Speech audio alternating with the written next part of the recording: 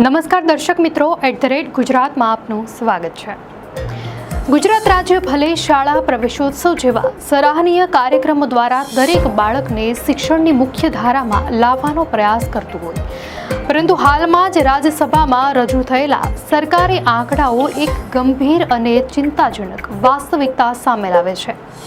આ આંકડાઓ દર્શાવે છે કે અન્ય રાજ્યોની સરખામણીએ ગુજરાતમાં શાળા છોડી દેતા વિદ્યાર્થીઓનો દર સૌથી વધુ છે।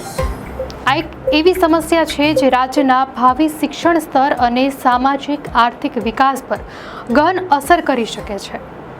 કેન્દ્રીય મહિલા અને બાળ વિકાસ મંત્રી સાવિત્રી ઠાકુરે કોંગ્રેસના સાંસદ રેણુકા ચૌધરીના સવાલના જવાબમાં સંસદમાં માહિતી આપી કે વર્ષ 2025-2026 દરમિયાન ગુજરાતમાં કુલ 2,40,809 વિદ્યાર્થીઓ શાળાની બહાર થઈ ગયા, જે દેશના તમામ રાજ્યો અને કેન્દ્ર શાસિત પ્રદેશોમાં સૌથી ઊંચો આંકડો છે।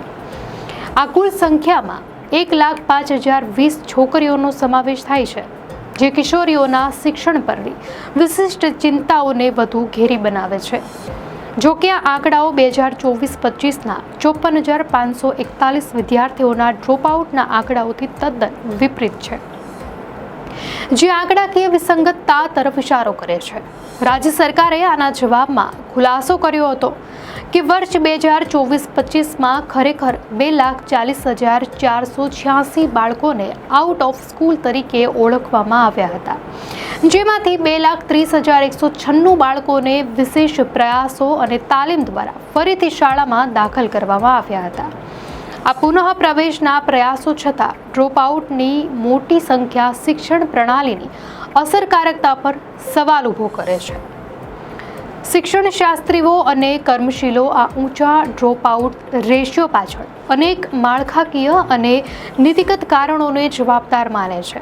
શિક્ષણના ક્ષેત્રમાં કામ કરતા કર્મશીલ સુખદેવ પટેલ સરકારના જાહેર કરેલા આંકડાઓ સામે જ ગંભીર આરોપ મૂકે છે કે વાસ્તવિક ડ્રોપઆઉટની સંખ્યા તેના કરતાં ઘણી વધારે છે।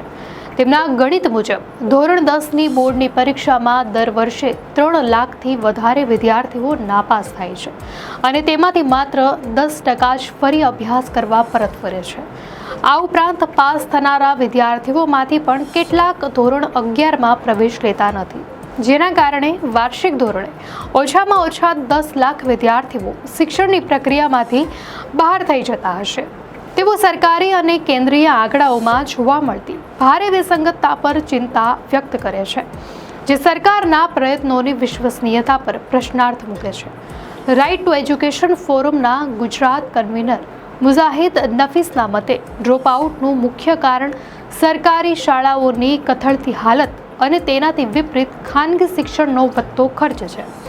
તેમનું કહેવું છે કે સરકારી શાળાઓના શિક્ષકોને પ્રશાસનિક અને અન્ય બિન શૈક્ષણિક કાર્યોમાં વ્યસ્ત રાખવામાં આવે છે, જેના કારણે તેઓ અસરકારક શિક્ષણ પર ધ્યાન આપી શકતા નથી। આ સમસ્યાના સમાધાન માટે તેમણે પ્રશાસનના કામો માટે અન્ય સ્ટાફની નિમણૂક કરવાની હિમાયત પણ કરી છે। વધુમાં માધ્યમિક અને ઉચ્ચતર માધ્યમિક શાળાઓનું મોટા ગામો સુધી સીમિત હોવું પણ એક મોટું કારણ છે। સુખદેવ પટેલ આ મુદ્દાને સમર્થન આપતા કહે છે કે ધોરણ 8 પાસ કર્યા બાદ જો નજીકમાં માધ્યમિક શાળા ન હોય તો વિદ્યાર્થીઓ દૂર સુધી ભણવા જવાનું ટાળે છે। ખાસ કરીને વિદ્યાર્થીઓના ડ્રોપઆઉટના ઊંચા પ્રમાણ પાછળ સામાજિક અને માળખાકીય પરિબળો જવાબદાર છે। સુખદેવ પટેલ કિશોરીઓના વહેલા લગ્નો અને લગ્ન પછીના શિક્ષણ પ્રત્યેના ઉદાસીન વલણને જવાબદાર ગણાવે છે।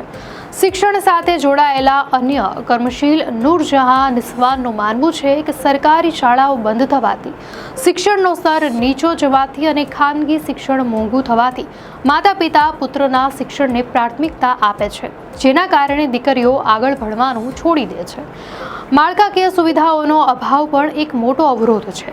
મુજાહિદ નફીસ શાળાઓમાં ખાસ કરીને કિશોરીઓ માટે શૌચાલયોમાં પાણીની વ્યવસ્થા ન હોવા જેવી પ્રાથમિક સુવિધાઓની કમીને કારણે કિશોરીઓ શાળા છોડતી હોવાનું જણાવે છે।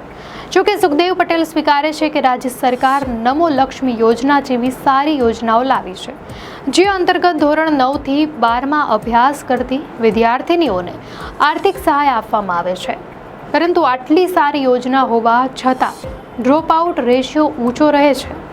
જે દર્શાવે છે કે માત્ર આર્થિક સહાય જ સમસ્યાનું સંપૂર્ણ સમાધાન નથી. તેઓ ભારપૂર્વક જણાવે છે કે સરકારે ડ્રોપઆઉટના આંકડાઓનો રિપોર્ટ તૈયાર કરીને તેના પર સઘન અભ્યાસ કરવો જોઈએ અને રાજકારણથી ઉપર ઉઠીને આ સમસ્યાના ઉકેલ માટે નક્કર પ્રયાસો કરવા જોઈએ, જેથી ગુજરાતના બાળકોનું શિક્ષણ સુરક્ષિત થઈ શકે. દર્શક મિત્રો, આ માહિતી આપને કેવી લાગી? આપની પ્રતિક્રિયા અમને કોમેન્ટમાં ચોક્કસથી જણાવશો. અને જો આપને આ વિડીયો સારો લાગ્યો હોય તો વિડીયોને લાઇક કરો અને ચેનલને સબસ્ક્રાઇબ કરો.